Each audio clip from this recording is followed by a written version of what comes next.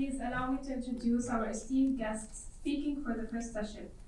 Mr. Faiz Weiss, the founder and president of Spacetune Kids. He also founded ASC, the first licensing agency in the Middle East. Please.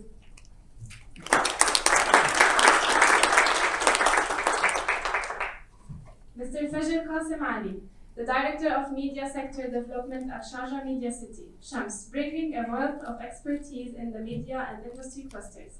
Please, Mr.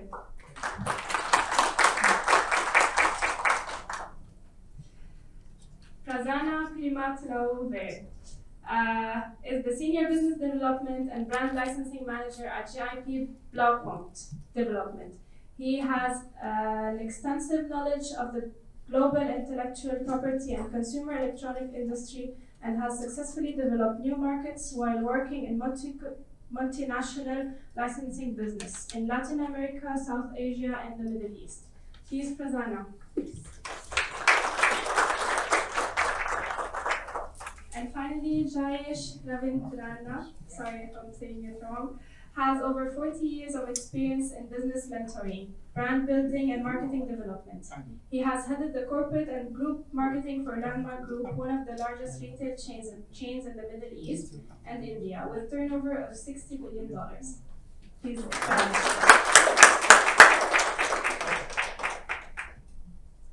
Amir Bitar will lead this session. Thank you.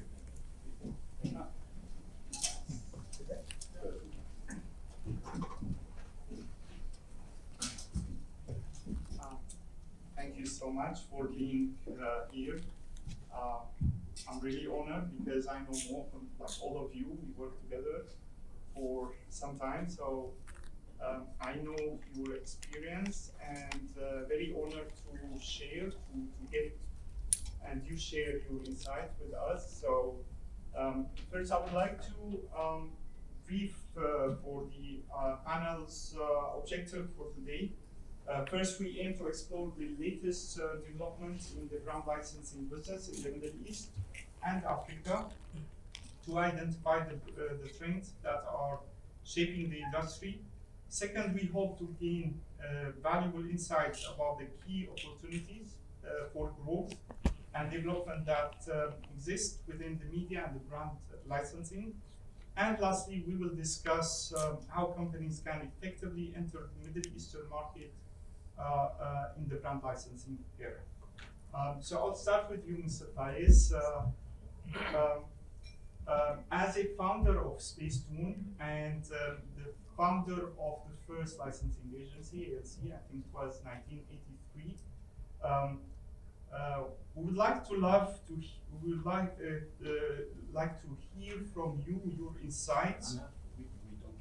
Okay, sorry. On how has the licensing industry evolved over time, and what are the current trends that shaping the industry? Yeah, hi, good morning, everyone. I am very happy to be for all the people around here. And really, I am so excited about what I see today because the two things here is very important to me. First of all, we work with Amir, and we had Amir in Spacetune a long time ago. I am very proud he's sit down with me. And also Mr. Abdulrahman Jandali, also he's the head of also big licensing in the region. I am so happy, because all my staff, all our people working Spacetune was like we are working as a family. The second thing is important thing, believe it or not, I start a licensing company, ALC, it's Arabian licensing company. I started in Saudi Arabia. The issue is the first license item, I negotiation with one factory, big factory, 6 months to let him go to license, 6 months. After the 6 months, I give him my, contract or the contract which the company I present. The first I come to his, office, he shouts to me. He's, what are you doing? How are you doing? I told him what happened. He told me, I understand. You have to give me money. I told him, how come? He told me, because you're the brand, I put him in all the shelves. And I have factory, and I put your brand in supermarket and toy and everything, and all my negotiation in 6 months, he think, I will give him money for the brand what I present, in this time. Then we started in this mentality in Saudi Arabia. It was so difficult market to learn and to teach the market in licensing business. Another point, when we present Turner Entertainment in this time, I went to the American company in New York and I told him, I want to present you in they have Tom and Jerry and all this stuff. They doesn't understand, when I come to the market, they think this is public domain characters. They said we have to print it without anything to do that, Then from this time, you see today how the license grow in place. You see today how the future what we have, because in the business, for a licensing business, we have to know our world, Arab world, in 2035 will be 500 million people. Then more than the United States population. Then really Middle East with North Africa have big potential for licensing.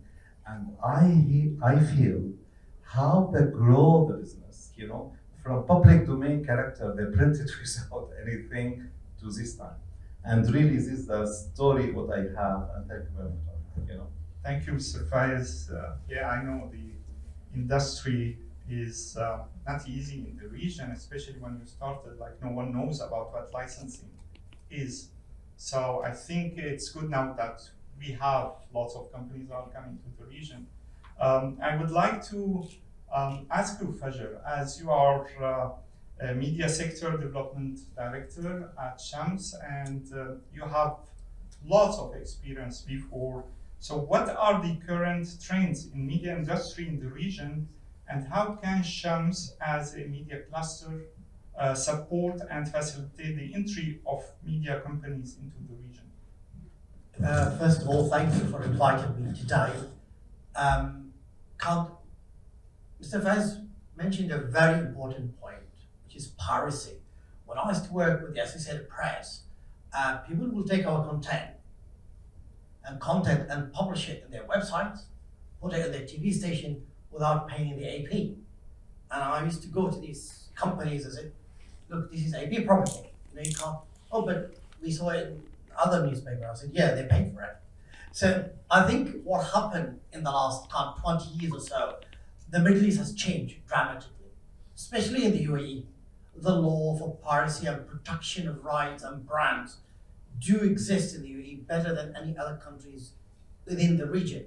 Still, we have a long way to go. And I think this is where the role of us as an authority to protect these rights, and we're working closely with other entities, the Ministry of Economy, with the National Media Council, of making sure that the copyrights of the brand are safe. And I think this is the first thing that we need to mention. In the UAE, really has gone further than anybody else within the region to protect that brand. So that's very important, I think. So if I'm a brand, I need to be comfortable that nobody will not copy my brand, nobody will take it, nobody will print it, nobody will use it without me getting the money out of it. So that's one very important thing, which we are working with the right and different entity within the UAE to make sure that the brand is protected. Second, we're in Dubai. This is, my opinion, is the capital of the brands. Any brands in the world, you will see it in Dubai. There's more brands than anywhere else, and I've been around, trust me guys, and there's more brands in this place more than anybody else. And I think this is just really, it's about the trust of the brands, and the market is bigger and can accommodate more and more brands. People are hungry, companies are hungry to come to this part of the world, especially now with, I won't say the economic downturn in Europe, but this is a fact. This is one of the regions in the world where it's prospering, especially the UAE, Saudi Arabia, Qatar, and the GCC countries in general. So there is an opportunity to grow. One of the things that we did also, and us at Sharjah Media City, is we worked with brands. So we brought Dutch brands to this country. We did the entertainment experience. We did some other Dutch brands like the Connected Circles, and we introduced them to the market. How Blaupunkt licensing program operates and the company's strategy for expanding into this region? Sure. So first of all, thanks for the invitation. I'm happy to be here. I think it's a great event to network within the industry. So for Blaupunkt, what does Blaupunkt do? It's a German brand, tried and trusted brand for car multimedia, consumer electronics, appliances, and any kind of lifestyle products. We have around 50 licensees around the globe and are active through our licensees in around 90 plus countries. For the licensing model, how does it look like? We try to keep it as simple and easy to implement as possible. So what can the Blaupunkt licensees do? They profit or benefit from a German iconic brand, from an almost 100-year heritage, very experienced. And we know that only if the licensees grow their business, we will also profit and benefit from it.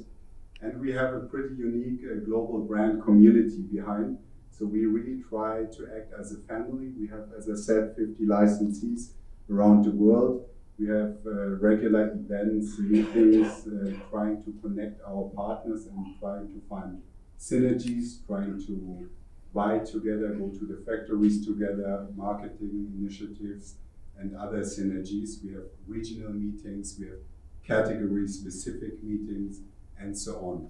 As for the strategy in the region, you just mentioned it, it's the capital of brands, so obviously we want to be here. We are here already with our car radio partner, but basically we have three pillars. One is organic growth. That means we try to grow our and support our existing licensees and the existing license business. Second pillar is enter into new categories. And the third one is to really become a true global brand. Although we have already a vast global presence, there are a few blank spots on the map. One of them is the Middle East, so we're right from the beginning. Yeah, great, Prasanna. I know how you are doing with the brand. It's like reviving the brand. It's very old, very known brand. So I see lots of potential for that brand in the region. So yeah, I would like now to move to Jayesh. And as you are a retail and marketing expert, I know you have a long time. You've been the head of marketing on group level for Landmark Group. So how do you foresee the brand licensing industry evolving in the Middle East? And how can retail play a crucial role in driving growth in this industry? Good morning, everyone. Thank you for having me over. I would like to, Amar, with your permission, preface my reply with a couple of points, because I think those are important for people to think about and ponder and probably work through. One, I think the world has seen a dramatic change thanks to COVID. It has taught us to relive and relearn and rework our lifestyles around how we can live better. With that, I think that's also impacted companies who've got brands, because you have to now offer something which is far more clearer, far more sharper, because the consumer is more wiser. The consumer is willing to now buy your brand, provided they see a definitive merit and a value in buying your brand, and therefore buying it on a continuous basis. Secondly, we're sitting on a population of 8 billion people around the world. Out of that, I think the Middle East and Africa constitute close to 1/4. I think Africa is about 1.4 billion, and the Middle East is roughly about 500, 600 million, depending on how you skin the cat. So you're talking of a very large population base in this region itself. Third, I think if you look at the growth markets worldwide, growth is coming in largely from markets where there is a young population. And that's largely Latin America, the Middle East and Africa, the ASEAN region, and parts of Asia Pacific. When I say young population, if you look at the UAE, you look at Saudi, you look at some of the African countries, wherever you have people who are below 25, that is 50% and more, that constitutes a young population. And those are the people who are actually going to be going out and buying clothes and cars and watches and shoes and cosmetics. Not people like us sitting out here. We've done and dusted, we've been through our lives. We're going to be far more prudent and pragmatic in how we're going to buy and utilize our money. And that 25-year-old wants to show the world he or she has arrived. And therefore they will consume a lot more than any of us would. So that's the opportunity area looking at these kind of growth markets. Third, I think linked to that is the potential for consumerism or the growth of consumerism across all these markets. If you look at the Middle East in itself, you've got large markets led by Saudi, you've got a UAE, Iran and Iraq have their troubles, but they're the large consumer markets in themselves. You've got in Egypt in the North Africa belt. So these are markets which we need to focus on and try to see how we can drive our brands, particularly in the licensing segment. The last thing I want to say is that two other points. One, I think the world is now back with the bang, and you can see that across the world. People post-COVID have got frustrated sitting at home doing nothing. Now they want to go out, they want to shop, they want to buy, they want to travel, they want to experience life. And you can see that in a place like Dubai, like all the gentlemen have said so far, Dubai is the capital in a sense for the world for most brands. Like I think what Fajr just said, I can't think of another city or a country in this world where you can get such a large aggregation of brands across the spectrum from service to product in one place. And I think Dubai has led that in a large sense, in a manner of speaking. And finally, I think which is most important, and I'll come back to the question that Amar asked, the world has now become seamless. Thanks to this gizmo, everything is connected through this. You look at all the emerging markets, and not even taking the developed world. You go to the African continent, you go to the Indian subcontinent, you go to Latin America. Everyone now has a mobile phone, everyone is connected to the world, and everyone is now trying to learn more, to buy better thanks to the mobile phone. So you have large platforms across digital and social media which are connecting the world and empowering people to go out and to experience life in a different form and a different manner. Now I want to go back to your question. Repeat the question. Yeah, sure. It's a long question. How do you see the 4C of the brand licensing industry evolving in the Middle East? Sorry. So look, I have given you a lot of preface and background. The opportunity, I think, is just humongous. There's no two ways about it. Across both the retail segment, and I think the opportunity lies at two levels. One is to grow the licensing business, taking in international franchises. But I also think, and I want to provoke a thought here, is that we need to, people sitting in the Middle East and Africa, start to create our own brands which we can start to eventually license. And there are lots of examples across the region. I mean, I can throw a few names to you of brands that have emerged from the Middle East which are becoming forces to reckon with. Like say a Batil or Apache or an Albay as an example. And I'm not even taking the big brands which are in the large business domain like an Emirates or a Saudi or an Etisalat or you name it. I mean, these are all, or in banking sectors, you've got ENBD, you've got Al Raji Bank. Forget those are the stratospheric level. But at our level, which we are operating at today, there is an opportunity, I believe, for people like us who are sitting in the industry out here to start to create our own brands which we can sell not only amongst ourselves, but sell across the world. Thank you. Thank you, Jayesh. Jayesh raised a very important point, which is technology and the seamless retail. I would like to ask you, Mr. Faiz, from media perspective, like all these changes in technology and the way people consume content. So what do you see as the major opportunities and challenges that arises as a result of that technological changes? Yes, right. And now is an important point. In our time, we have one say, it's TV. And if you want to exposure any brand, just you go to TV and you try to meet NBC or to try to meet any TV station, to put your brand.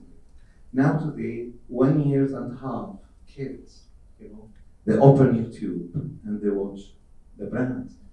Meaning today, the exposure of the brand is unlimited. Go to the top, I believe, in this time, because they go to the kids in 2 years, and they know what it's mean Bluey. They know who is Coco Melon. They know everything. Know what the brand I have to follow. because now many brands is coming. As what you say, my mobile, I can see Japanese property, I can see American property, I see European, and when I want to manufacture something, who I have to direct? Which brand is much better than others? Then if I am a manufacturer, and you told me your brand I have to bring, then I say, give me something. But when you go to bring all the kids, and you see all the young or something, you see it's complete.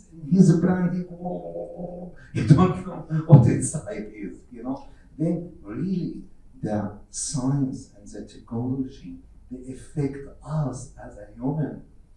We are traders, we want to make money, we want to do everything, but we have to think about our human. And when we want to provide anything today for our kids, our young, and etc., we have to understand how we, direct them in this time. But I believe today, as a license, branding license, etc., more easy to sell now. Because just you say, I have this YouTube, I have this rating, and all this stuff, then today it's a little bit the changes in the time when we grow, in generals.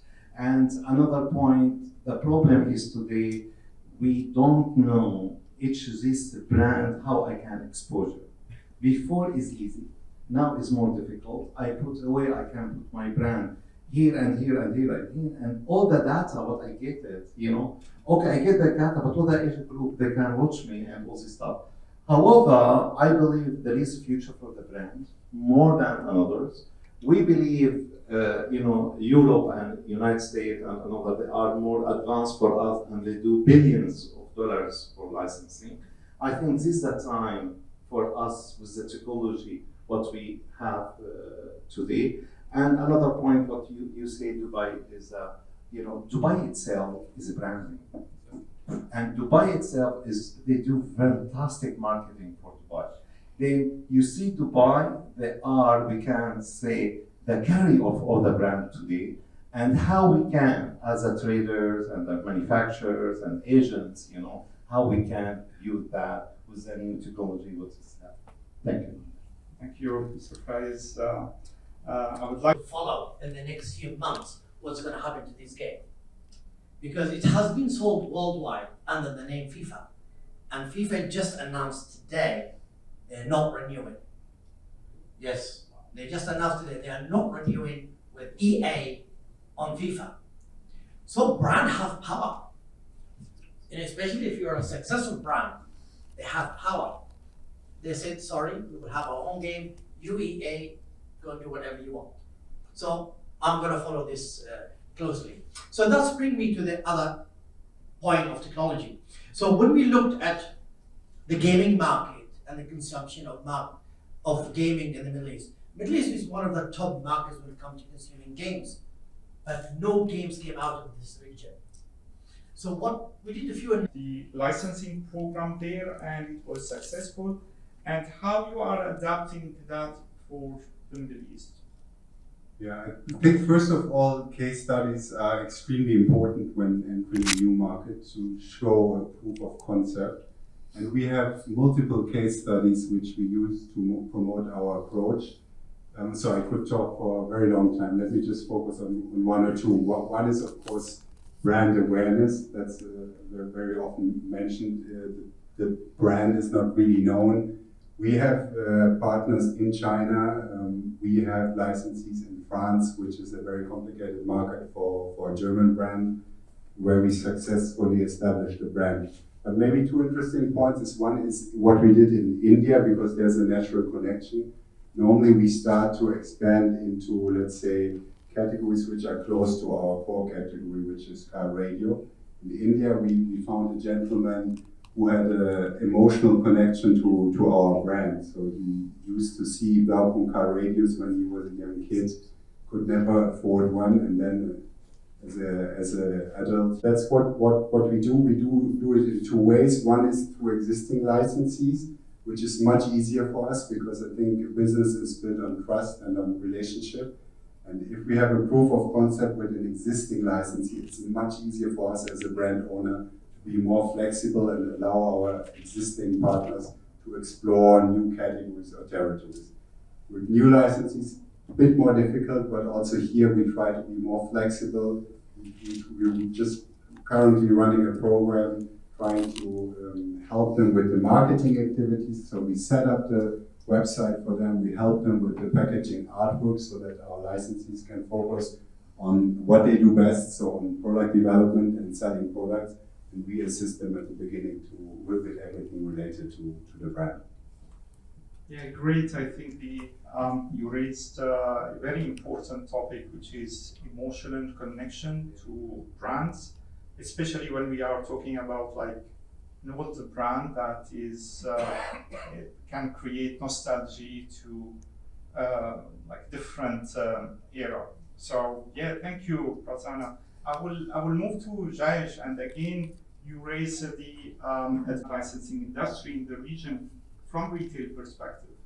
We would like to hear more. So look, I think all of us are consumers in our own right, yeah, and we've been seeing the dramatic change that technology has made to our lives across the spectrum.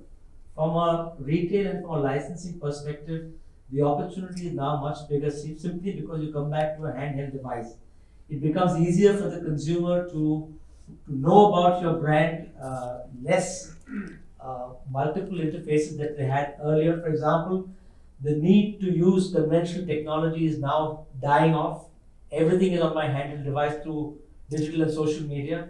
I can interact with the brand both in terms of getting information and in terms of purchasing the brand. That in itself is phenomenal. And I think that's becoming the norm across the world. Whether you take the developed countries, you take the emerging markets, and you take the underdeveloped markets also. The mobile phone in itself has become a huge enabler, and therefore that has become a technology base and an access base for consumers across the world. Yeah, great. Mr. Faiz, you are the leader in media in kids. Today, actually, we come with all the level of the experience, in the branding, how we launch it, and etc. Just I give you one example. From scratch, we built the brand called Hayati. It's 18-inch dolls. We started in video clip music. It's no animation, no branding as a factory, no anything. We reached 85 million views for this brand. The kids and etc. go to influencers. And we done animation for influencers. And we launched it, in the TV plus we launched it in the YouTube and etc. And the merchandising, which we put it in the shelf, sold out. Then today, easy to launch, local brand if you know how to launch it. If you have experience how you do and all this stuff. Then the new technology, which we are today have it, I believe is good for young people, to build the brand, especially now we talk about the shams, what they carry and all this stuff. Another point, really, the glasses, what they are developed today, it was Google and another, is very light. By this thing, you see the real light, you go to another light, and how the brain works. Today, the industry is called a brain industry. They move today, the industry of to do glasses, to do this thing, to brain industry. Then any company start up with a brain industry and what the brain can give, then the future is. And I have to tell you, we are as a group, Space One Group, we are working very, very deeply for metaverse for kids. And from now, we are working, for our kids in our vision to protect them for the future. Then we do this thing as a technology when you mention about all the things. Thank you very much. Thank you, Mr. Faiz. We'll have panel about metaverse very soon, so we'll talk about that. I would like to measure Mr. Of Shams. So you cannot take Sharjah and Shams without talking about culture, museums, special buildings, Islamic building, etc., etc. So if some of you have not been to Sharjah, Sharjah is totally different from Dubai. It's only 14 kilometers away, but you're stuck in traffic for an hour and a half or so. Today, you might not have that travel. So culture is part of you on a daily basis. And I think the word culture is very elastic. And how we do things, how we will do this. We need gaming here, we need cushions here, we need chocolate bar here. And it worked. They came. So from a culture perspective, for me it was shocking. And my boss said, "Is it going to work?" I said, "Well, fingers crossed." It did work. So sometimes my advice to everyone, don't think the way we think. We are past it. Just go to your kids if you have kids and ask them. They'll give you the right answer. Trust me. Great. I agree with you, Fajr.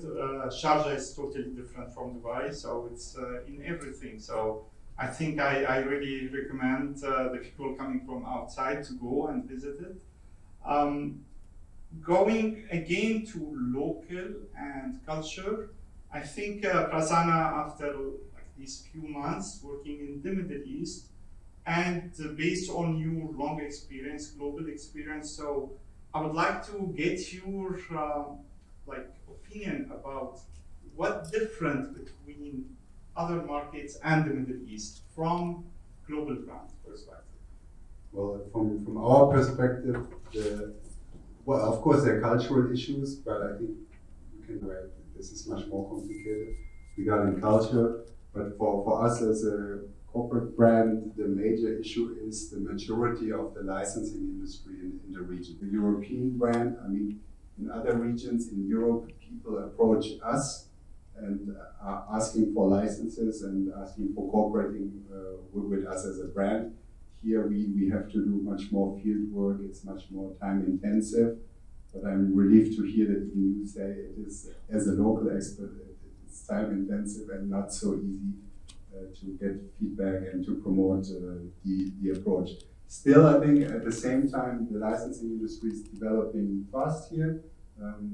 People and companies are looking for brands. If you look at Saudi Arabia and so on, they're really hiring people to search for licensing brands. So that's good development, good for us to be here. And I think at the same time, it's always a big opportunity for companies who understand the benefits of licensing, because in our case, there's so many categories still available, so many opportunities if you start right from the beginning with this concept. But all in all, I think we have to be realistic. We have to think long term, and it just takes time. And it's a process, but it's totally different than what we do in Europe. Thank you. I think one of the main questions for emerging brands and new brands coming to the region is how to put products on shelves, especially the shelf. A lot of big retailers have been asking for hefty licensing and shelving fees, but that is changing. And I think with the emergence of online platforms, both in terms of multiple aggregators like a Noon or XYZ, or individuals having their own sales platforms, I think that area will start to diminish, and you will have now a bigger, better opportunity to sell your own product in your own brand in the way you want to. Yeah, great. This is good news. So thank you.